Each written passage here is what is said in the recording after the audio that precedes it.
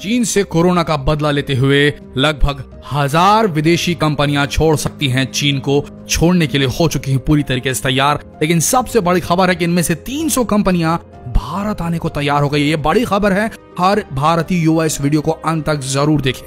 Corona संकट के बीच भारत में 1000 विदेशी कंपनियों की एंट्री हो सकती है। ये कंपनियां भारत में फैक्ट्री लगाने पर जबरदस्त विचार कर रही हैं।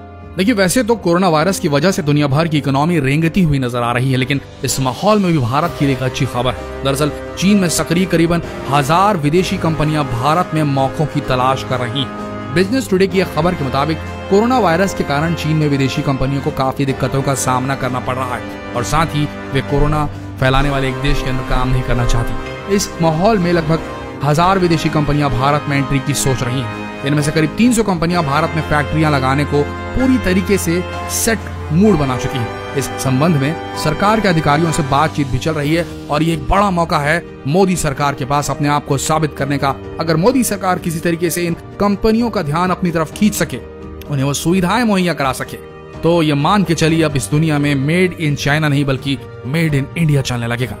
और जैसा कि साफ जाहिर है, चीन के लिए बड़ा झटका होने वाला है। बिजनेस टुडे से बातचीत में केंद्र सरकार के एक अधिकारी ने इसकी जानकारी दी। अधिकारी के मुताबिक वर्तमान में लगभग 1000 कंपनियां विभिन्न स्तरों पर बातचीत कर रही हैं भारतीय कंपनियों से, भारतीय सरकार से।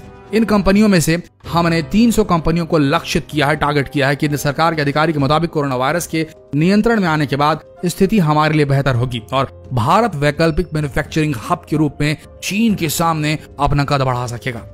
बिजनेस टुडे के मुताबिक लक्षित 300 कंपनियां mobile electronics, medical devices, textile और सिंथेटिक फैब्रिक्स के क्षेत्र में सक्रिय हैं और भारत में आना चाहती हैं। अगर सरकार की ओर से पॉजिटिव रिस्पांस रहा तो ये चीन के लिए बड़ा झटका होगा।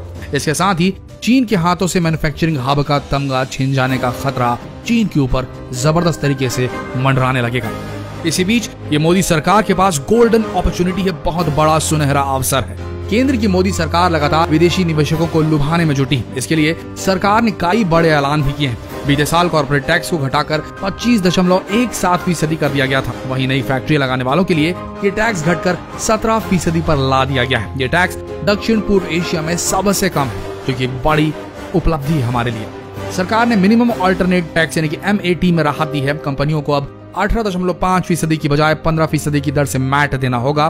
तो दरअसल MAT जो है उन कंपनियों पर लगाया जाता है जो मुनाफा तो कमाती हैं, लेकिन रियायतों की वजह से इन पर टैक्स की देनदारी कम हो जाती है। देखिए, सीधी बात है, हाल ही में जापान ने अपनी कंपनी चीन से जापान में शिफ्ट कर ली है और इसी तरह अमेरिका और दक्षिण कोरिया जैसे देश भी अपनी कंपनियां चीन से हटा रहे हैं। हालांकि 2019 में जब ट्रेड वॉर शुरू हुआ था, तब भी बहुत सी कंपनियों ने चीन से हटकर दूसरे देशों में अपने कारोबार को बेस बनाया था। लेकिन ट्रेड वॉर के समय में भारत के पास एक अच्छा मौका था कि वो उन कंपनियों को भारत में एस्टैब्लिश करवा सके, लेकिन ये कंपनियां भारत को छोड़कर बाकी अन्य देशों में सेटल हो गई थी और कारण सिर्फ इतना ही था कि बाकी देश उन कंपनियों से बहुत कम टैक्स चार्ज कर रहे थे और साथ ही बेहतरीन सेवाएं भी प्रदान कर रहे थे। वहीं दूसरी तरफ भारत में टैक्सेस बहुत ज्यादा हैं और सुविधाएं भी कम है, इसलिए ये कंपनियां भारत को छोड़कर उस काल में दूसरे देश चली गई थी। लेकिन अब ये बड़ा मौका है मोदी जी के पास। देखिए, जब भी कोई कंपनी एक देश को छोड़कर दूसरे देश जाती है, तब वो ये देखती है कि उस देश की सरकार उन्हें टैक्स में कितना छूट दे रही है, रॉ मटेरियल कितनी आसानी से मिल रहा है, लेबर की अवेलेबिलिटी क्या है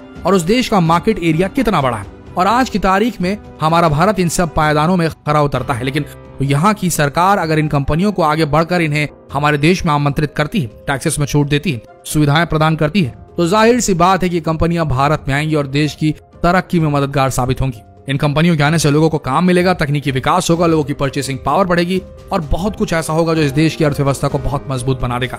भारत के पास इस समय एक प्लस पॉइंट ये है कि भारत की यंग जनरेशन जो कि यहाँ की मेन पॉपुलेशन का हिस्सा है और 2021 की जनगणना में हमारा भारत शायद पहले स्थान पर आ जाए जनगणना में, और जो भी कंपनी भारत में आएगी उसे एक बहुत बड़ा मार्केट यहाँ मिलने वाला है। सिर्फ सोच के देखिए, प्रोडक्ट्स में मेड इन चाइना की जगह अगर मेड इन इंडिया लिखा रहेगा तो प्रोडक्ट की वैल्यू कितनी बढ़ जाएगी और दूसरे देश भी कितनी सहर्ष तरीके से इन प्रोडक्ट्स को खरीदना चाहेंगे और हमारे देशवासी भी किस तरीके से खरीदेंगे। तो ये बड़ा मौका है मोदी जी के पास, मोदी सरकार के पास और भारत के पास। अगर इस मौके को भुना सकी हमारी सरकार तो मान के चलिए भारत लंबी ऊंची छलांग मारने को तैयार है कोरोना से निपटने के बाद। तो जितना हो सके इस खबर को फैलाइए फेसबुक पर, व्हाट्सएप पर, क्योंकि इस कोरोना की इस नेगेटिव वाइब वाली जो समय चल रहा है उस बीच में कुछ एक पॉजिटिव खबर होनी चाहिए थी। ये बहुत बड़ी पॉजिटिव खबर है देश के लिए, इसे जितना हो सके फैलाइए।